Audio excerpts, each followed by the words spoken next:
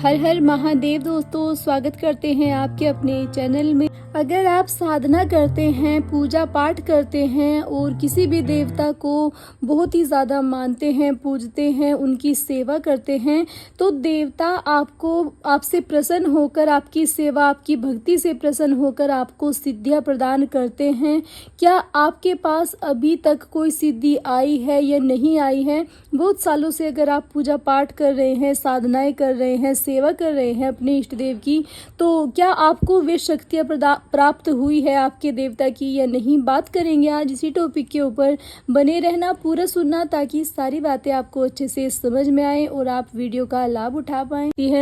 कुछ भी अगर आपके कार्य में रुकावट आती है, वो पूर्ण होना शुरू हो जाती है जब, तो आप जान लें कि आपकी सिद्धि कार्य कर रही है, आपके देवता की सिद्धि आपके ऊपर आ चुकी है।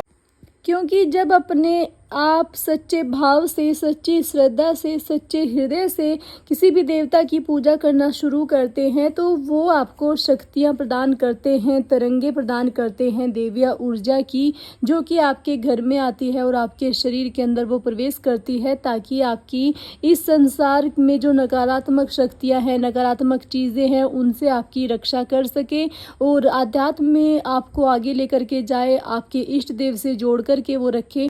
तो बात कर लेते हैं, अगर आपको भी सिद्धि प्राप्त हो चुकी है तो उसके क्या लक्षण हैं। देखिए, सबसे पहला लक्षण ये है कि जब भी आपके देवता आपसे प्रसन्न होकर के आपके ऊपर अपनी तरंगे वो देना शुरू कर देते हैं, देवीय शक्तियाँ आपके पास आना शुरू हो जाती है, तो आपको खुली आंखों से भी देवता के दर्शन होना शुरू हो जाते हैं, या फिर देवता के जो गण हैं, दूत हैं, उनसे जुड़ी हुई जितनी भी शक्तियाँ हैं, वो आपको खुली आंखों से भी दिखाई देना शुरू कर जाती है। ज़्यादातर दिखाई देना आपको तब शुरू करेगी जब आप पूजा में हो, या फिर आरती कर रहे हो, पूजा कर रहे हो, मंत्र जाप कर रहे हो, या फिर आप ध्यान लगा रहे हो अपने इष्ट देव के मंत्र जाप का,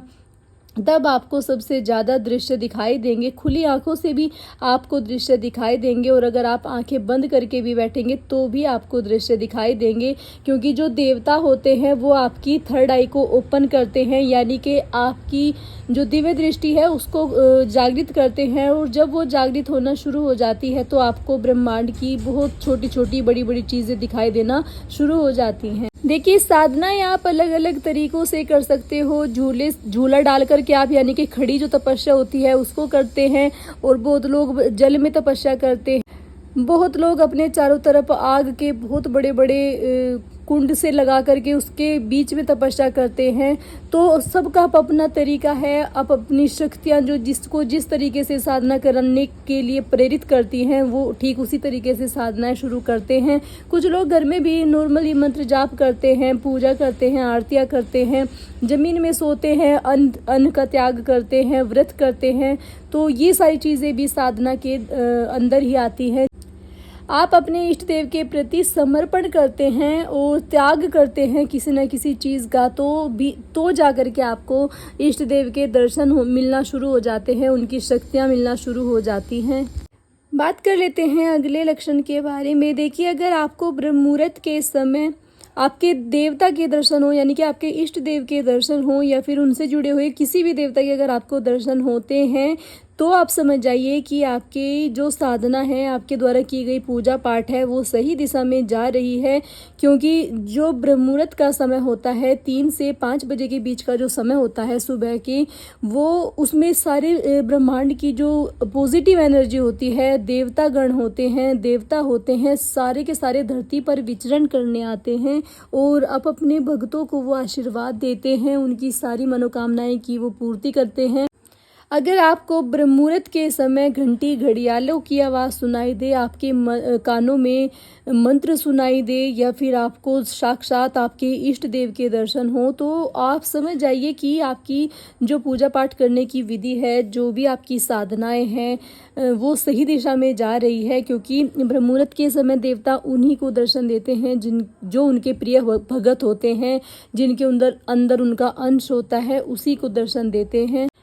अगली चीज़, आपके घर में या फिर आपके आसपास, या फिर आपका कोई फ्रेंड, या फिर कोई भी आपके घर में कोई किसी को अगर सर में दर्द हुआ है, या फिर कुछ भी प्रॉब्लम हुई है, अगर आप उनके सर पे हाथ रख के उनको झाड़ देते हैं, मतलब उनके सर पे हाथ रख के आप अपने मंत्र जाप करके उनको फूंक मार देते हैं या फिर उनका उतारा कर देते हैं, किसी भी चीज़ से नज़र उतार देते हैं या फिर जल उतार के रख देते हैं या फिर पैसे उतार के रख देते हैं, तो अगर उनको आराम मिलना शुरू हो जाए तो भी आप समझ जाइए कि आपके जो मंत्र जाप करने की जो पावर है या फिर आपकी जो देवता हैं उन्होंने आपको शक्तियाँ प्रदान कर दी है ताकि आप संसार में भलाई का काम कर सकें, जन कल्याण आप कर सकें। क्योंकि जब देवता की आप सिद्धि प्राप्त करते हैं तो वो शक्तियाँ आपको चुनती हैं और किसी हजार में लाखों में किसी एक को चुना जाता है जो कि उनका परमात्मा का अंश होता है, उसी को शक्तियाँ चुनती हैं और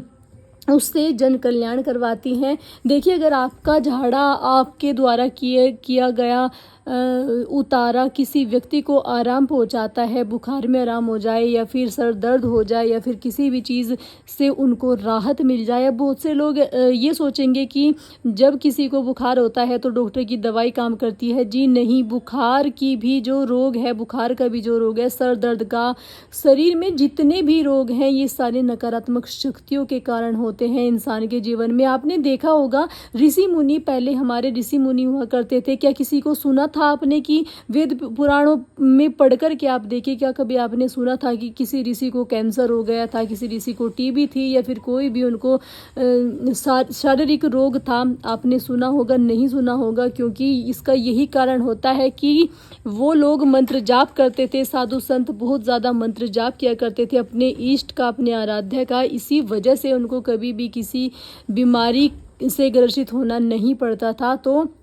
अगर आपके घर में किसी को भी दिक्कत परेशानी है, सर दर्द है, बुखार है या फिर कुछ भी शरीर में कहीं भी कष्ट है, दुख दर्द है, हड्डियों में दर्द है या फिर पैरों में दर्द है, कहीं पर भी अगर दर्द हो, तो अगर आप सालों से पूजा पाठ कर रहे हैं तो एक बार उनको अवश्य रूप से आप झाड़ा लगा करके देखिए, यानी कि उनके सर पे हाथ रखिए या फिर जहाँ पर उनको दर्द है शरीर में वहाँ पर आपको हाथ रख के